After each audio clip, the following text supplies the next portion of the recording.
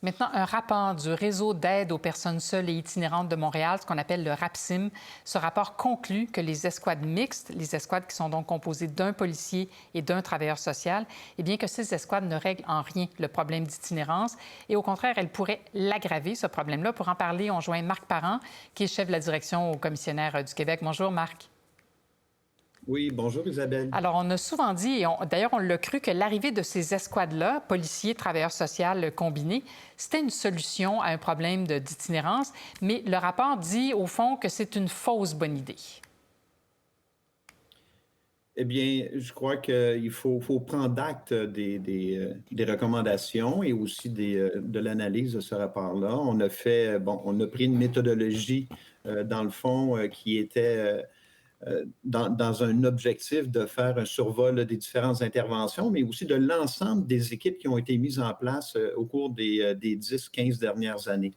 Mais évidemment, je prends un certain recul par rapport au fait que on considère dans ce rapport-là que l'approche policière est souvent associée à une image répressive Mhm. ou à une perception de répression, alors que moi, ce que j'ai observé, en tout cas quand on a mis en place en 2009 et par la suite en 2012-2013, les équipes d'intervention mixtes qui étaient une réponse à l'intervention de crise, parce que souvent l'itinérance est associée aussi à des problématiques Bien sûr. multiples, c'est-à-dire la toxicomanie, la santé mentale, eh bien, c'était aussi pour être en mesure de mieux répondre de façon proactive et adéquatement auprès de ces clientèles-là. Donc, il y a quand même eu, durant toute cette période-là, des bienfaits. Alors, je serais curieux de voir, est-ce qu'on a ouvert le dialogue avec le SPVM à l'heure actuelle sur ce rapport-là pour regarder ensemble aussi les constats et de façon réciproque? Mhm. Quelles sont les réactions à l'interne du SPVM? Bon, alors justement, ce rapport-là dit dans ses premiers paragraphes, là, les escouades mixtes ne font qu'alimenter un feu collectif en y versant de l'essence. Qu'est-ce que c'est votre point de vue à vous en tant qu'ancien directeur du SPVM?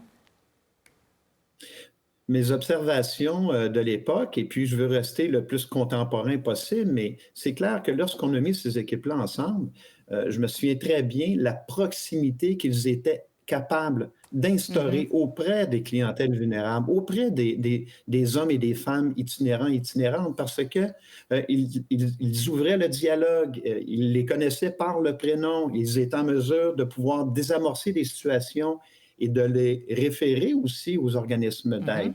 Donc, il ne faut pas faire abstraction du fait, Isabelle, que dans toutes les situations, il y a parfois un besoin de sécurité et que la police intervienne. Donc, c'est relativement fréquent qu'on va faire appel à nous.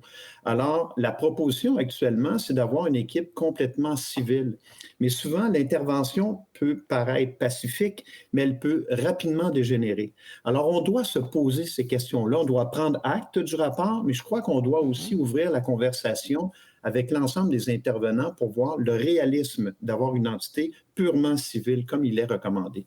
Bon, on dit que les résultats sont mitigés là, de ces escouades-là, mais on dit aussi dans le rapport qu'il n'y a pas de données vraiment pour en mesurer l'efficacité de leurs interventions. Comment on fait pour mesurer ça, l'efficacité d'une initiative? Bien, je crois que ça a été fait en cours de route à l'interne au SPVM, puis plusieurs autres initiatives, mais souvent, ce qu'on va regarder, c'est le nombre d'interventions, le nombre de référencements, le nombre de situations qui n'ont pas dégénéré parce que la police était présente. Donc, de multiples, disons, indicateurs de performance sur la mise en place d'un projet. Et par la suite, évidemment, on doit en faire une évaluation en cours de projet ou aussi en fin de projet Mhm. et voir quel ajustement on peut apporter là, pour avoir des améliorations qui pourraient être mises en place. Mhm. Mais je le réitère, Isabelle, j'ai hâte de voir à quel moment on va s'asseoir avec les SPVM pour avoir aussi leur point de vue et leur évaluation de ces Mhm. interventions-là.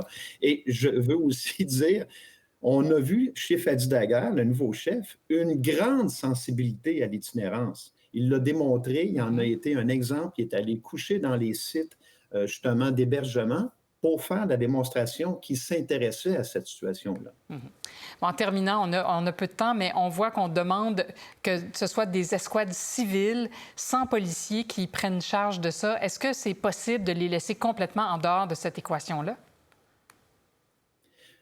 Je crois qu'il y a une interdépendance qui va être... on est On condamné à est travailler condamné à avec la ça. police Mm. et avec les...